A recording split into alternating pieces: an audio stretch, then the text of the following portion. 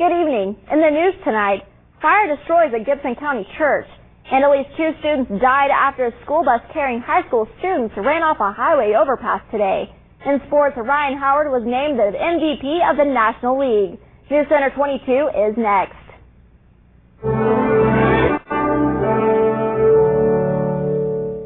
An early morning fire destroyed a historic Gibson County church.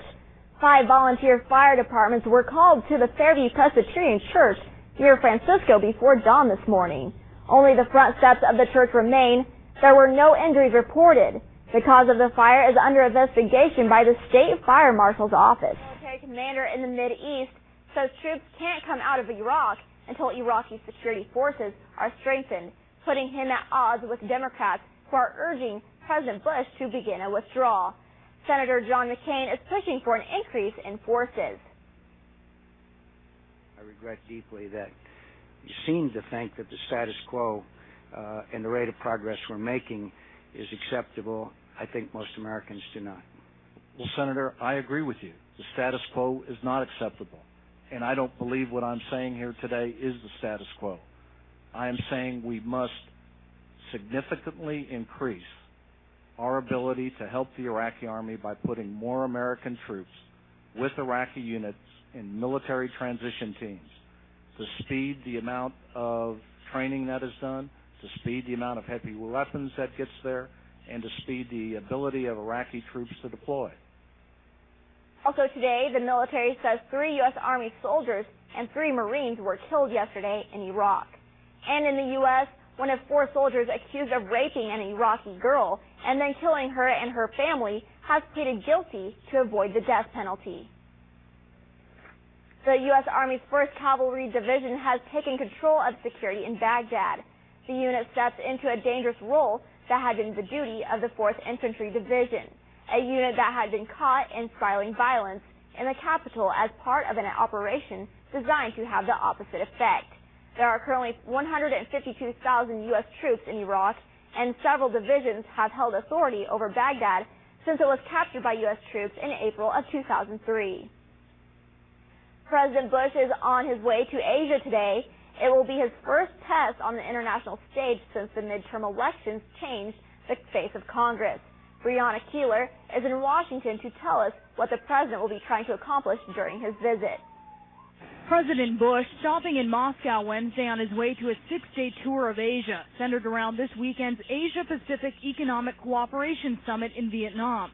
He planned to arrive in Hanoi with a new pact normalizing U.S. trade with Vietnam, but the House of Representatives failed to pass the legislation late Monday. After meeting Tuesday with the heads of the major U.S. automakers, President Bush said he'll call for a level economic playing field. My message to our trading partners is just treat us the way we treat you. Our markets are open for your products, and we expect your markets to be open for ours, including our automobiles. APEC is an economic summit, but a nuclear North Korea will probably be a major issue. Largest Muslim nation, and he'll hold a news conference there to talk about fighting terrorism. In Washington, I'm Brianna Keeler.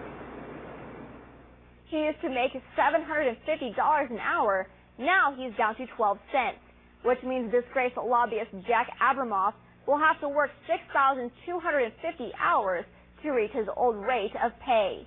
Abramoff checked into his new home today, a federal lockup in Maryland, where he'll serve almost 6 years. 2 former college roommates will face up to 5 years in prison after pleading guilty to third-degree arson and other charges in a dorm fire at New Jersey's Seton Hall University. In court today, the men said the fire was a prank that wasn't meant to harm anyone, but 3 students died. The Thanksgiving holiday is just about a week away, and if you're planning a road trip to a loved one's house, you'll have lots of company.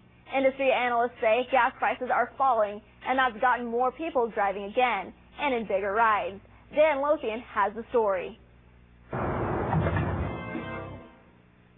I'm here with Andy Hudson. Andy, is the rain going to let up anytime soon? Well, Caitlin, no, it's not. We've got a low-pressure system making its way through the Wabash Valley currently, and it's bringing some severe weather through the Gulf Coast. I'll have those details and more after the break. Stay with us. And excessive fees each year. The study released by Center for Responsible Lending says such payday loans sink borrowers into what it calls quicksand-like debt, requiring interest payments at rates of 1,400%. The average payday borrower pays back $793 for a $325 loan. Payday loans are marketed as short-term cash advances on the borrower's next paycheck, but research has found the industry depends on repeat business or flipped loans. 11 states ban the practice, holding all lenders to their consumer loan laws, which usually can include a double-digit interest rate cap. Consumer groups have called for such loans in every state in the nation.